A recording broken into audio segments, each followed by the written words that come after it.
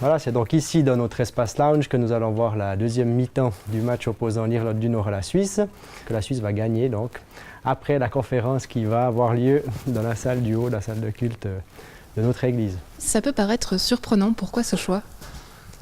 Parce qu'on se veut un espace de relation. On est appelé en tant que chrétien à aimer Dieu et aimer son prochain, ceux qui sont proches de nous. Donc on cherche à les rejoindre le mieux possible. C'est ce qu'on fait avec ce match. J'aime bien le mix des deux. Une conférence théologique, un match de foot.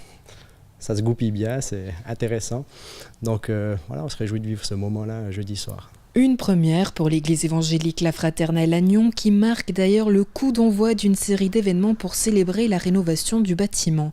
Chasse au trésor pour les enfants, concert de gospel avec le groupe One Step et cérémonie officielle avec un culte du jeudi 9 au dimanche 12 novembre. Une église, c'est avant tout un lieu de rencontre avec Dieu, avec les autres.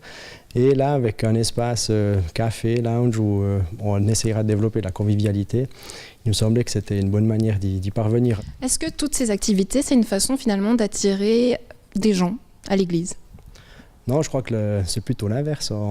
On a quelque chose, une richesse à partager, et puis on se dit, autant être généreux, parce que c'est vrai que ce bâtiment, on l'a voulu un petit peu pour nous, puis beaucoup pour la ville.